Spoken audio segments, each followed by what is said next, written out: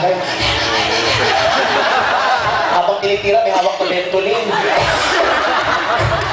Di ba nang ina-asma, matira lang. Di ba rin malagutan ng hininga?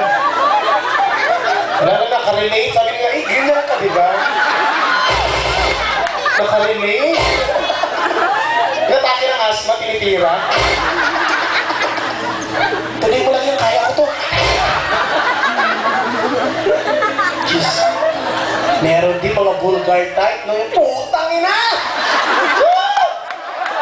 Sinong nanay mo? Sinong nanay mo? Sinagot yung lalaki, Orlinda. Sinong nanay ng nanay mo? Pasita.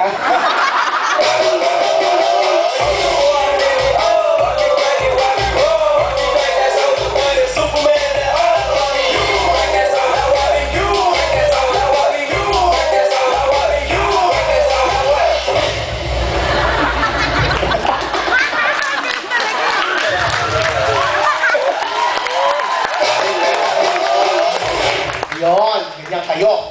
Pero alam niyo, it's alright. I think it's alright na maingay, no? Kasi ang active naman yung act of making love, di ba? At saka alam ko, gauge siya ng mga partner nyo na nasa-satisfy nila kayo. Kasi ang awkward naman ng tinitira kayo, wala man lang marinig sa inyo, no? Ang pangit. Imagine yung sarili nyo, tinitira kayo, gumaganyan lang kayo. Tinuwad na kayo lahat, wala pa rin. Para lang kayong cellphone na naka-silent mode. Mamaya pag nag-orgasm kayo, sabi ng lalaki, uy, may message ka. Yung tek-tek mo, may inbox. Jeez, yung envelope lumalabas. Ako, personally, gusto ko maingay.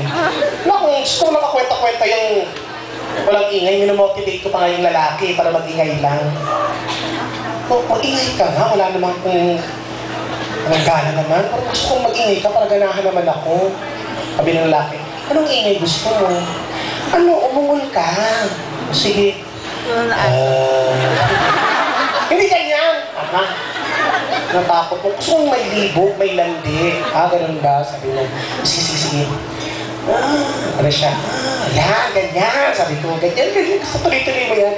Tapos umuul ka, tapos say my name. Sabi ko, para ramdam ko naman gusto mo ko. Sige. Ano yun? Umuul ka, tapos panggitin mo pangalan ko. Sige. Nakalimutan ko, Cebuano pala ang gago. Sabi na, Chicolette. Sabi ko talaga, wag na nga lang. Na-distract ako. Ganda-ganda na sa